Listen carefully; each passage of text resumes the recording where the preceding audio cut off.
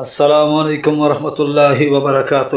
الحمدللہ رب العالمین والصلاة والسلام علی رسول اللہ، اما بعد۔ میں ہوں آصف اقبال، سول انجینئر۔ آپ اس وقت سن رہے ہیں ہمارے چینل شمع رسالت کی جانب سے مکاتیب حضرت محمد صلی اللہ علیہ وآلہ وسلم کے سربراہان ممالک کے نام رسول اللہ صلی اللہ علیہ وسلم کے مکتوب۔ الحمدللہ رب العالمین والصلاة والسلام علی سید الانبیاء و خاتم المرسلین۔ اللہ تعالیٰ کا لاکھ فضل و احسان ہے جس نے مجھے توفیق دی کہ میں رسول اللہ صلی اللہ علیہ وسلم کے مکاتیب جمع کروں اور انہیں کتابی شکل میں ڈھال کر قارئین کی خدمت میں پیش کروں۔ یہ مکاتیب ہفت روزہ روشنی میں مختلف اوقات میں شائع ہوتے رہے ہیں۔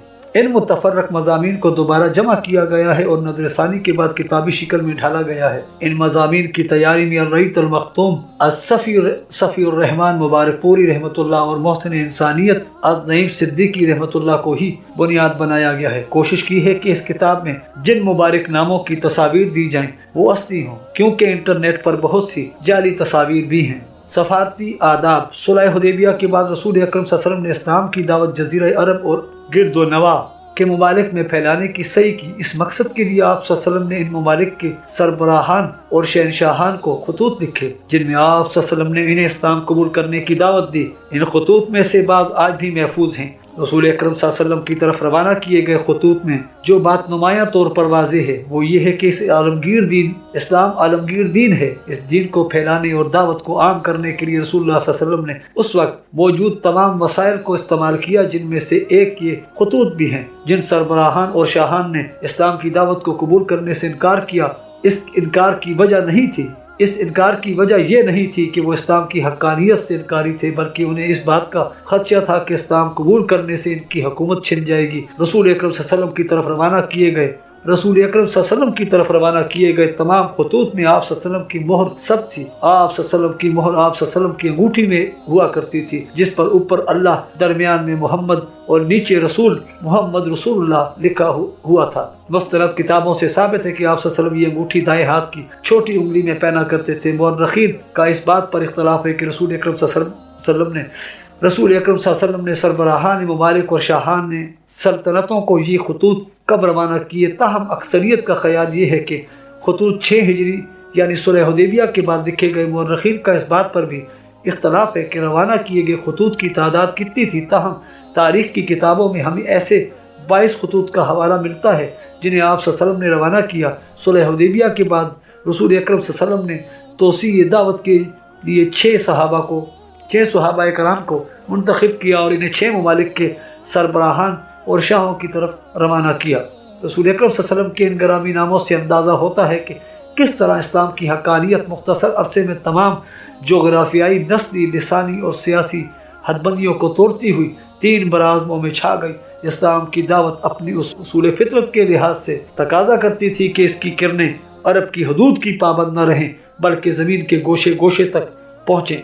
رسول اکرم صلی اللہ علیہ وسلم نے 13 برس کی مدت میں ابتدائی دعوت دے کر افراد کو تیار کرنے کا کام مکمل کیا۔ 8 برس کے اندر اسلامی ریاست عملاً زمین کے نقشے پر موجود تھی۔ آپ صلی اللہ علیہ وسلم نے اپنی زندگی میں ہی اسلام کا نور آس پاس کی سلطنتوں تک پہنچا دیا۔ غور طلب سوال یہ ہے کہ رسول اکرم صلی اللہ علیہ وسلم نے دوسرے ملکوں کے عوام کو اسلام کی دعوت دینے کے بجائے ان ممالک کے سربراہوں کو براہ راست دعوت دی۔ اس کی وجہ یہ معلوم ہوتی ہے کہ اس دور میں عوام الناس کے شہری حقوق نہ تھے، انہیں آزادی حاصل نہ تھی۔ یہ بادشاہ اس بات کو برداشت نہیں کر سکتے تھے کہ کوئی شخص کسی دوسرے ملک سے آ کر اس کی رعیت میں اسلام کی دعوت دے، اور اس دور کی بادشاہی خداوند بن بیٹھی تھی جن کی اجازت کے بغیر کوئی ہل بھی نہیں سکتا تھا۔ لہٰذا رسول اکرم صلی اللہ علیہ وسلم نے اسلام کی دعوت کا مخاطب خود ان فرمانرواؤں کو بنایا۔ اپنے نامہ مبارک میں کو پوری قوم کا نمائندہ قرار دے کر عوام کے بھلے اور برے کی ذمہ داری بھی ان پر ڈالی۔ رسول اکرم صلی اللہ علیہ وسلم نے مختلف تاجداروں کو عظیم روم اور عظیم فارس وغیرہ کہہ کر مخاطب کیا۔ ان خطوط میں مروجہ سفارتی آداب کا اہتمام فرمایا گیا ہے۔ آپ صلی اللہ علیہ وسلم نے مہر بنوائی اور اپنے خاص اسلوب و نہج پیدا فرمایا۔ ہر خط کا آغاز بسم اللہ الرحمن الرحیم سے شروع کیا اور پھر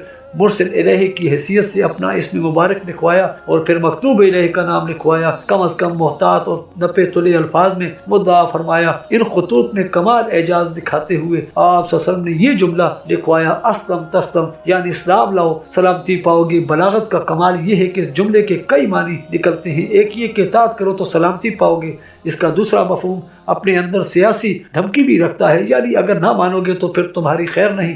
رسول اکرم صلی اللہ علیہ وسلم نے ہر حکمران کو مخاطب کرتے ہوئے اس کا مذہب اور اس کے مخصوص حالات کو پیش نظر رکھ کر عبارات سے کام لیا، یہ نہیں کیا ایک ہی سپاٹ مضمون نقل کر دیا گیا ہو۔ آپ صلی اللہ علیہ وسلم نے ہر حکمران کی طرف اس کی زبان جاننے والا سفیر نامزد کر کے روانہ کیا۔ دعوت کے علاوہ ان خطوط کی ترسیل کا مقصد یہ بھی تھا کہ آس پاس کے حکمرانوں کو یہ حقیقت اچھی طرح معلوم ہو جائے کہ اب عرب پہلے کی طرح کوئی کھلی چراگاہ نہیں بلکہ وہ ایک باضابطہ حکومت کے زیر انتظام ہے۔ وہ کسی پرانی سلطنت سے دبنے والی بھی نہیں بلکہ وہ چیلنج کر رہی ہے، اور چیلنج کرنے کا دم خم بھی اس میں موجود ہے۔ دعوت حق کے اس کلمی محاذ سے بڑے اہم نتائج برآمد ہوئے۔ اسلام کی دعوت بحیثیت ایک موضوع ان ممالک میں پہنچ گیا جن میں سے بعض نے اسلام قبول کیا، اور جنہوں نے اسلام کی دعوت قبول نہیں کی ان کے ذہنوں پر بھی اس کے خاصے اثرات پڑ گئے۔ بین الاقوامی دعوت کی یہ مہم جس انداز سے رسول کریم صلی اللہ علیہ وسلم نے شروع کی، اس کی تکمیل کرنے کی سعادت آپ صلی اللہ علیہ وسلم کے بعد آپ صلی اللہ علیہ وسلم کے صحابہ کرام کی،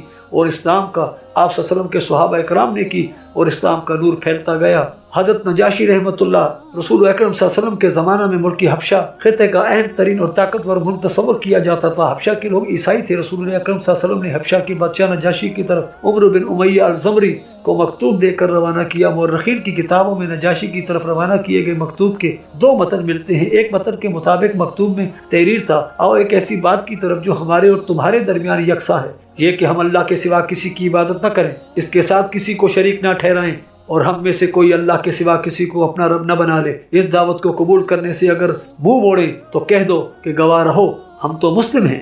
رسول اکرم صلی اللہ علیہ وسلم کا مکتوب مبارک ملنے پر نجاشی نے اسلام قبول کیا، اور رسول اکرم صلی اللہ علیہ وسلم کے فرستادہ کے ساتھ انہوں نے رسول اکرم صلی اللہ علیہ وسلم کے لیے تحفہ روانہ کیا۔ زیلعی رحمۃ اللہ کے مطابق نجاشی کو روانہ کیے گئے دوسرے مکتوب مبارک کا متن اس طرح ہے: بسم اللہ الرحمن الرحیم، محمد الرسول اللہ صلی اللہ علیہ وسلم کی طرف سے حبشہ کے بادشاہ نجاشی کی طرف اسلام قبول کیجیے کہ میں اللہ تعالیٰ کی حمد و ثنا بیان کرتا ہوں جس کے سوا کوئی الہ نہیں، وہ الملک القدوس السلام المومن اور المہیمن ہے۔ میں گواہی دیتا ہوں کہ عیسیٰ ابن مریم علیہ السلام روح اللہ اور اس کا کلمہ تھا جو مریم بطول طاہرہ کی طرف بھیجا گیا تھا۔ اللہ تعالیٰ نے انہیں اس طرح پیدا کیا جس طرح حضرت آدم علیہ السلام کو پیدا کیا تھا۔ میں تمہیں دعوت دیتا ہوں کہ اللہ وحدہ لا شریک کی طرف اس کی اطاعت کرو اور اس کا کہا مانو، پھر میری اتباع کرو، مجھ پر ایمان لے آؤ، اور اس بات پر ایمان لے آؤ جو مجھ پر اللہ تعالیٰ کی طرف سے نازل کیا گیا ہے کہ میں اللہ تعالیٰ کا رسول ہوں۔ میں تمہیں اور تمہاری فوج کو اللہ کی طرف دعوت دیتا ہوں۔ میں نے اللہ تعالیٰ کا پیغام تمہاری طرف پہنچا دیا اور تمہیں نصیحت کی، میری نصیحت قبول کرو۔ سلام ہے اس پر جس نے ہدایت قبول کی۔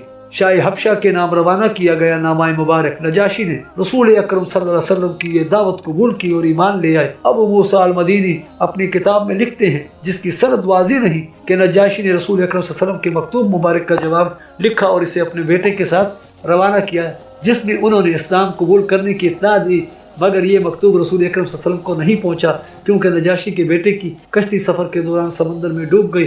رسول اکرم صلی اللہ علیہ وسلم سے یہ بھی ثابت ہے کہ جبرائیل امین نے رسول اکرم صلی اللہ علیہ وسلم کو نجاشی کی وفات کی خبر دی تھی، تو آپ صلی اللہ علیہ وسلم نے نجاشی پر غائبانہ نماز جنازہ ادا فرمائی تھی۔